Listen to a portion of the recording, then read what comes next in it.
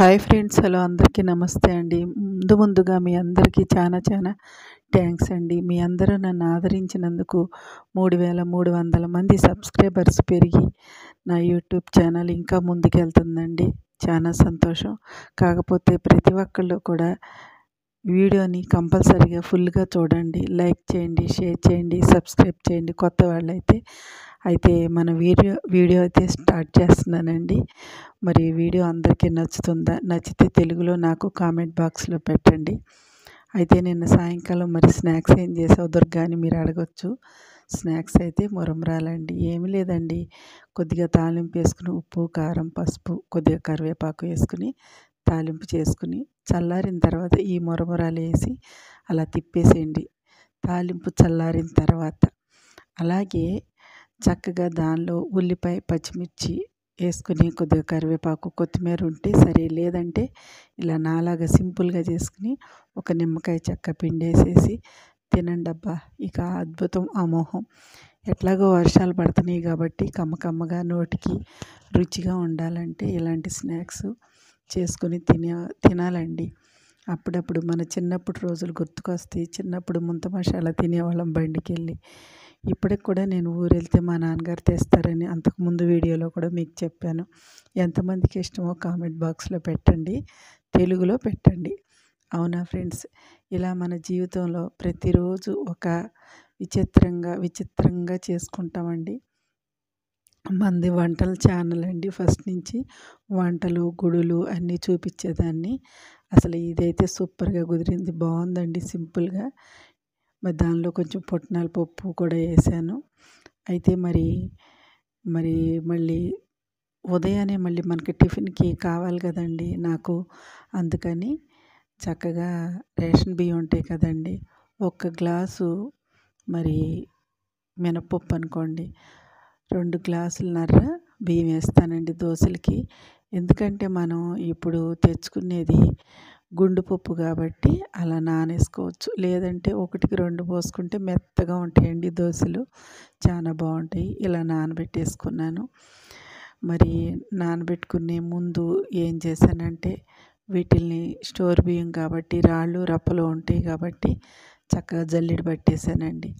జల్లెడ పట్టేసేసి స్టోర్ బియ్యం కాబట్టి ఎప్పటికప్పుడు క్లీన్ చేసుకోవాలి. దీనిలో ఒడ్డులు, రాళ్ళు, రప్పలు మనకు తెలియకుండా ఉంటాయండి. చిన్న స్టోన్స్ లాంటివి కూడా తెల్లగా ఉంటాయి, అసలు బియ్యంలో మనకి కనపడవు. అలాంటప్పుడు మనం ఏం చేయాలంటే చక్కగా ఇలా జల్లెడ పట్టుకోవాలి. బియ్యం జల్లెడ ప్రతి ఇంట్లో కూడా ఉండాలండి. ఒక న్యూస్ పేపర్ వేసుకుని టేబుల్ మీద ఎప్పుడు కావాలంటే అప్పుడు జల్లించుకుంటూ ఉంటాను. లేదంటే జల్లిచ్చేసి ఒక డబ్బాలో పెట్టుకుంటానండి. మరి అసలు వాతావరణం అయితే అసలు బయట ఏం బాగాలేదండి. ఫుల్ వర్షాలంట విజయవాడలో. అయితే మా తమ్ముడు పొద్దున ఫోన్ చేసినప్పుడు చెప్పాడు. అలాగే మనకి హైదరాబాద్లో కూడా 4 రోజులు వర్షాలు ఫుల్గా ఉన్నాయంట. విపరీతంగా వర్షం పడుతుందండి. మరి బట్టలు అయితే ఆరటం కష్టం కదా, డ్రైయర్లో వేస్తేనే ఆరుతాయి. ఇలా జల్లిచ్చేసుకొని కొన్ని దాచిపెట్టుకున్నాను, కొన్ని అయితే దోశలకి పోసేసాను ఫ్రెండ్స్. ఇలా అంతా దోశలకు పోసేసిన తర్వాత కొద్దిగా ఏం చేస్తానంటే నేను మెంతులు వేసేసి నానబెడతానండి. మెంతులు వేసి నానబెట్టడం వల్ల మనకి మెత్తగా మృదువుగా వస్తాయి దోశలు. చెప్పాను కదండి, అలా చక్కగా నానబెట్టేసుకున్నాను. మళ్ళీ నైట్కి 6-7 గ్రైండర్ వేసేసాను. వేసేసి దాన్ని నేను ఈ గ్రైండర్ ఎప్పుడు కొన్నానంటే మా బాబు 7th క్లాస్ చదువుతున్నాడండి. పిల్లలు చిన్నప్పుడే చాలా వస్తువులు నేను జాగ్రత్త పెట్టుకుని డబ్బులు దాచుకుని కొనుక్కున్నానండి. అసలు ఏదన్నా కొనుక్కోవాలి, ఏదన్నా చెయ్యాలి అంటే మట్టికి పట్టుదలేనండి. నాకు ఆ పట్టుదల ఇప్పటికీ పోలేదు. చూస్తున్నారుగా మీరు. అలాగే ప్రతిరోజు వీడియోలు పెడతాను, మీరైతే లైక్ చేయండి మన వీడియో చూసినప్పుడు. మరి వాడు 7వ తరగతిలో ఉన్నప్పుడు ఈ గ్రైండర్ ఎక్కడ కొనుక్కొచ్చానంటే సికింద్రాబాద్లో బాటా కంపెనీ అని ఉండేదండి. అక్కడ మా బాబాయ్ గారి ఆఫీస్ ఉండేది. అప్పుడు వెళ్ళి నేను తెచ్చుకున్నాను. అంటే బాబాయ్ వాళ్ళు తెచ్చుకున్నారు. ఆ కంపెనీ నాకు ఆ గ్రైండర్ బాగా నచ్చిందండి. మా చిన్న మేనత్త కూడా తెచ్చుకుంది. నాకెందుకో ఈ గ్రైండర్ కొనాలి అనే పట్టుదలతో అడ్రస్ అడిగి పైసలు జమ చేసుకుని జాగ్రత్తగా ఎళ్ళి కొనుక్కొచ్చుకున్నానండి. అది ఇప్పటికి అప్పటికి వాడుతూనే ఉన్నాను. పీవీజీ ఎక్సెల్ అండి. మరి ఈ కంపెనీ రేటు అప్పుడైతే నాకు 2000కో 2500కో వచ్చిందండి. ఒక్కదాన్నే వెళ్ళానండి. ఒక్కదాన్నే బస్సులో వేసుకొని తీసుకొచ్చేసాను. అప్పుడు మా నాన్నగారు ఉన్నారు. ఇంట్లో ఆయనతోనే ఆన్ చేపించాననమాట. ఇప్పుడు ఆన్ చేసేది అక్కడ బంద్ అయింది కానీ డైరెక్ట్గా వేసేస్తానండి. అసలు పిండి అయితే నాకు ఎంత మృదువుగా మెత్తగా అయిపోతుందండి. దీంతో నాకు రిపేరింగ్ ఒక్కసారి వచ్చిందండి.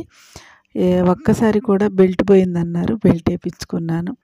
ఇలాంటి వస్తువులు మనకి మన చేతి కింద ఒక మనిషి వాడితే అని కాదండి, ఎవరు వాడిన ఇంట్లో వాళ్ళు పాడవకుండా ఉండేవి మంచి బ్రాండ్ ఈ కంపెనీ రూ. 10 పోయినా కొనుక్కోవాలనిపిస్తుంది. సరేనా, ఇదంతా ఇలా ఉంది కదా ఫ్రెండ్స్. మరి దోశల్లోకి చట్నీ కావాలి కదా. ఒక నేతి బీరకాయ, మరి దొండకాయ, టమాటా, పచ్చిమిర్చి, వంకాయ, అన్ని కూరగాయలు ఉన్నాయి. అట్లా అన్నీ ఏరి ఇలా చక్కగా నూనెలో ఫ్రై చేసి పచ్చిమిరపకాయలు, అప్పుడు ఈ ముక్కలన్నీ పచ్చివన్నీ వేసి కొద్దిగా నూనెలో ఫ్రై అయిన తర్వాత కొద్దిగా వాటర్ వేసి కొంచెం చింతపండు వేసి ఇలా మగ్గబెట్టేసానండి స్టవ్ పైన. అసలు ఈ పచ్చడి అమోఘం, అద్భుతం అండి. కాకపోతే మనం ఈ చట్నీలు చేసేటప్పుడు ఎవరైనా సరే, ఇప్పుడు ఊరిలో అంటారా నల్ల నేలలో పండుతాయండి కూరగాయలు. ఆ కూరగాయలు తొందరగా మగ్గిపోతాయి. ఇక్కడ హైదరాబాద్లో కూరగాయలు మగ్గటం కష్టం. ఇది ఎర్ర నేల కదండి, తొందరగా కూడా ఇదవ్వదు. అందుకని నేను వాటర్ పోసి మగ్గబెడతానండి. సాంబార్కైనా ముక్కల్ని ముందు మగ్గబెడతా, లేదంటే 2 విజిల్స్ రానిస్తా. ఇలా మగ్గిపోయిన తర్వాత చక్కగా చింతపండు కూడా దానిలోనే కొద్దిగా 2 రెబ్బలే వేయండి, ఎక్కువే మాకండి. ఉప్పు, పసుపు, నూనె వేసేసి కొంచెం వాటర్ పోసి ఇట్లా మగ్గిపోయిన తర్వాత కొద్దిగా చల్లార్చుకోండి. ఇలాంటి చట్నీలు దోశల్లోకి కానీ, ఇడ్లీల్లోకి కానీ, అన్నంలోకి కానీ అట్లా కలిసి వచ్చేటట్టు కొన్ని ఐడియాగా చేసుకోండి. మరి ఇప్పుడు వర్షాకాలం కదా, ఎక్కువ చట్నీలు కూడా కారంగా చేసుకోమాకండి. ఎందుకంటే గ్యాసు అనేది పామ్ అయిపోయి కొంతమందికి పడదు కాబట్టి దీన్ని కొంచెం పరిమితంగా తినాలండి. ఇంతలో మా వారు వచ్చారు, టీ పెట్టాను, తాగేసి ఇద్దరం కూర్చున్నాము. వర్షం అయితే బయట విపరీతంగా వస్తుంది, మామూలుగా రావటం లేదు ఫ్రెండ్స్. ఇలా మెత్తగా గ్రైండ్ చేసేసి దోశల పిండి రెడీ చేసేసుకున్నానండి.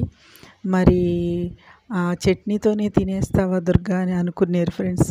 చట్నీతో ఎలా తింటానండి, కొంచెం ఆలుగడ్డ 2 గడ్డలు ఉంటే ఫ్రై చేసేసానండి.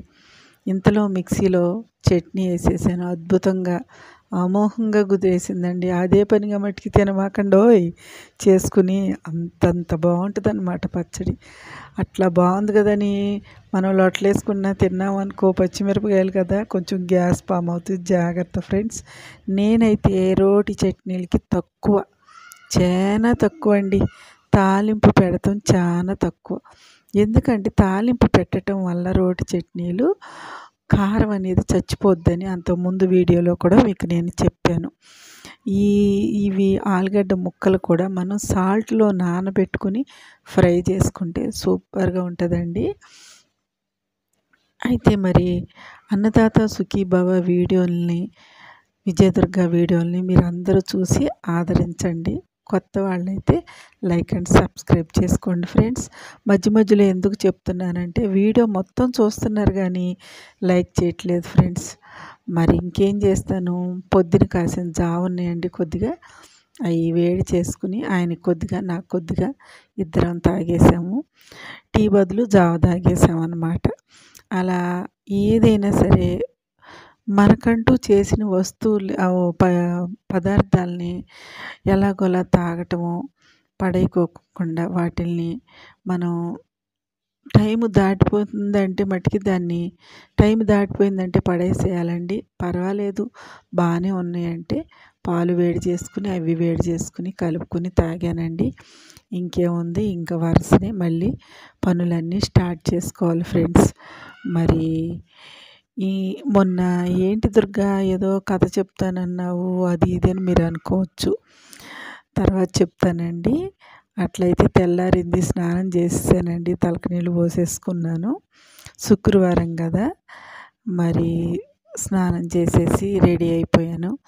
రెడీ అయిపోగానే మరి ఉదయాన్నే ఏం చేసావు దుర్గా అని మీరు అడగొచ్చు. ఇంకేముంటుందండి, ఎమ్మటే ఇంకా శుక్రవారం అంటే శనివారం అంటే మన ఆడోళ్ళకి అసలు ఆ పప్పు ఎంత ఇష్టం అంటే, కూరగాయలు చూశారు కదా, దోసకాయలు తెచ్చారు ఆయన, ఇంకా దోసకాయలు వేసేసి పప్పు చేసేసానండి. తెల్లారుజామున 5కే లేచాను, నిద్ర పట్టలేదు. లేచి గబగబా మరి లాస్ట్ శుక్రవారం కదా తలకు పోసేసుకుని ఇక గబగబా దోసకాయ పప్పు, టమాటా వేసాను, పచ్చిమిర్చి, కొద్దిగా ఉల్లిపాయ ఇవన్నీ వేసి ఈ గబగబా అన్ని పనులు చేసుకున్నానండి. మీకైతే చూపిస్తున్నాను తెల్లవారుజామున లేచానని. ఇంకా లేచి వాకిట్లో ముగ్గేసేసుకున్నానండి. వాకిలంటే మనం ఏం చేయవసరం లేదు, వాచ్మెన్ ఉంటుంది, తనైతే ఊడ్చేసి ముగ్గు పెట్టేస్తే నా గుమ్మంలో నేను మట్టుకి ఉదయాన్నే ముగ్గు పెట్టుకుంటాను. లైట్ వేసుకుని వంట అయితే ప్రిపేర్ చేసేస్తున్నాను. ఇలా నా డైలీ వర్క్ ఒకదాని వెనకాల ఒకటి చేసుకుంటానే ఉంటానండి. మీరు కూడా అంతే కదా ఫ్రెండ్స్, నాలాగే మీరు కూడా అందరూ అలాగే లెగుస్తారు, అలాగే చేసుకుంటారు. కానీ మా ఇంట్లో వంటలు ఎలా చేస్తానో మీ అందరికీ చెప్తున్నాను. ఇలా పప్పు చేసి రెడీ చేసేసానండి.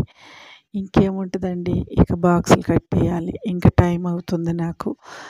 అసలు ఇక పని వెనకాల పని చేయకపోయామంటే మన పనులు ఆగిపోతాయండి.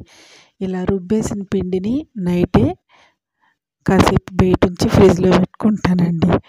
మరి నేను తాగే డ్రింకు మీ అందరికీ చెప్పాను కదా, జస్ట్ స్పీడ్లో ఈ డ్రింక్ మట్టుకి రోజైనా సరే, లేకపోతే 2 రోజులకు ఒకసారో 3 రోజులకు ఒకసారో తాగేస్తా. రోజైనా సరే ఓపుకుంటే చేసుకుని తాగుతానండి.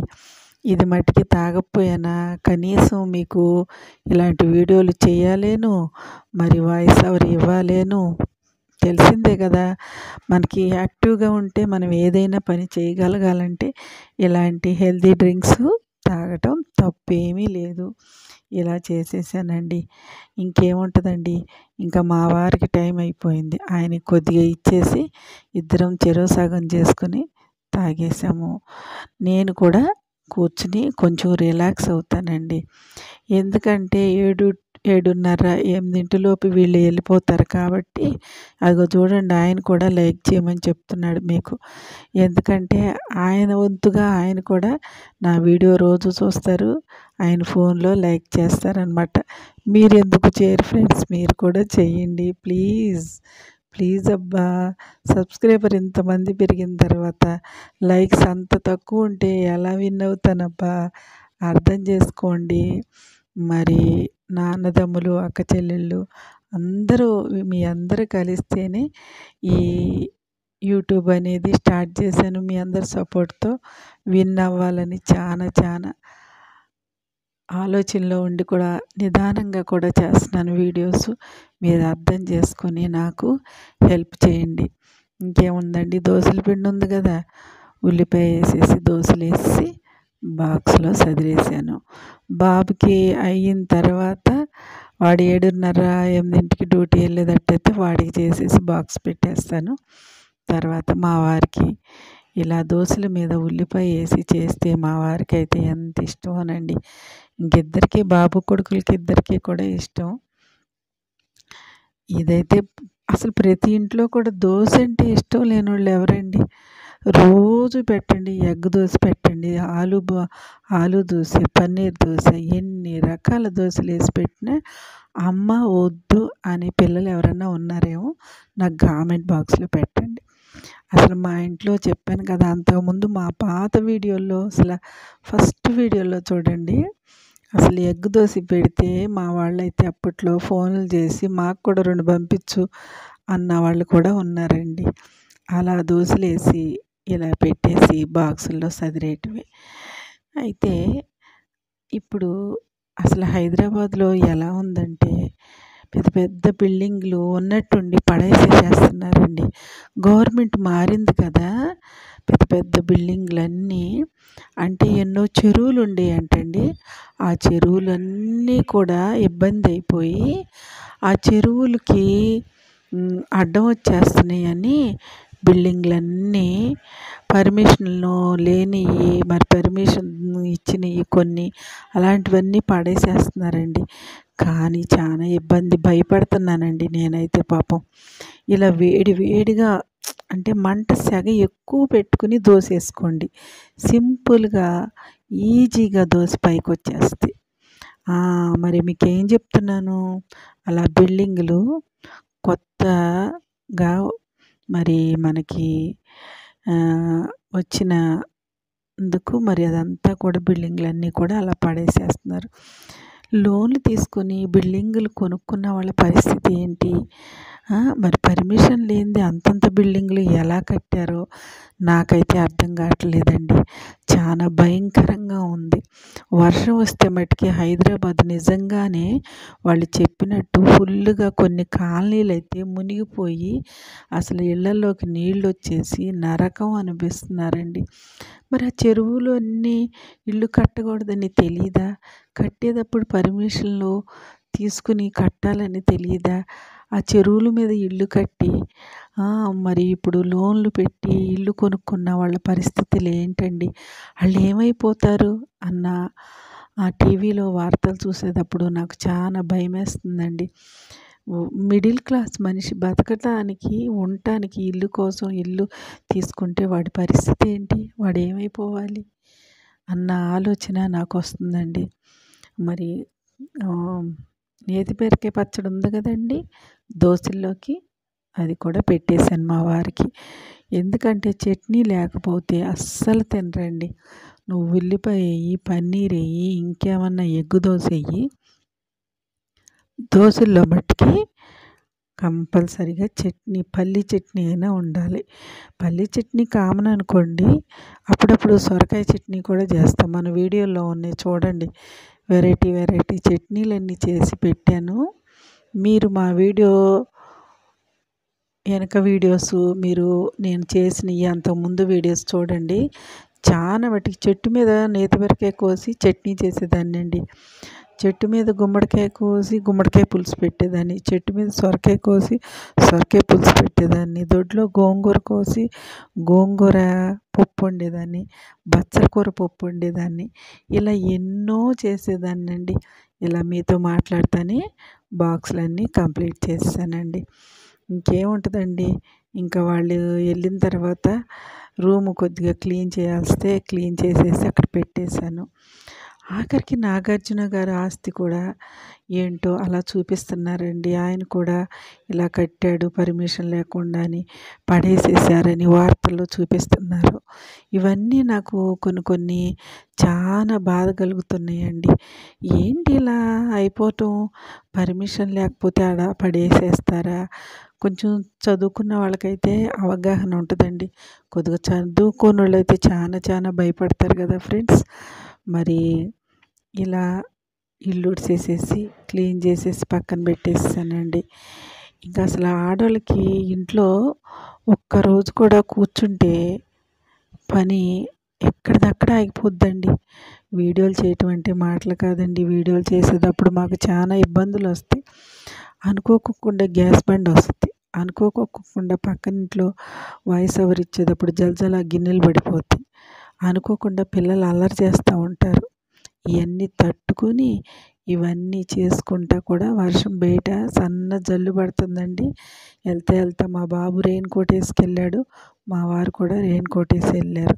అసలు ఆ వర్షానికి ఈ తడిసిపోయి ముద్దయిపోయి ఇంటికి వచ్చేస్తారండి. ఈ దోశల పిండి కొద్దిగా తీసి వాడేసిన తర్వాత మిగతాది బాక్స్లో మూత పెట్టేసేసి లోపల పెట్టేస్తానండి. ఎందుకంటే ఇలా మనం ఏ పని తర్వాత ఆ పని చేసుకోవటం వల్ల మనకి తెల్లారి చాలా హాయిగా అనిపిస్తుంది అన్నమాట. ఇంకేముందండి, ఇప్పుడు మనం జ్యూస్లో తీసిన పిప్పంతా ఏం చేసావు దుర్గా అనుకోవచ్చు మీరు. నేను ఏం చేస్తానంటే దాంట్లో కొద్దిగా శనగపిండి వేసేసుకొని ఫేస్కి అప్లై చేసుకుని ప్యాక్ లాగా వేసుకుని కాసేపు రెస్ట్ తీసుకుంటానండి. అదేనండి నా ప్యాకు, నా సీక్రెట్ మొహానికి. ఇంకా నేను ఏ క్రీములు రాసుకోను, ఏమి రాసుకోను. నేను చేసేది ఇదే ఫ్రెండ్స్. మా వీడియో నచ్చితే మీరు లైక్ అండ్ సబ్స్క్రైబ్ చేసుకోండి.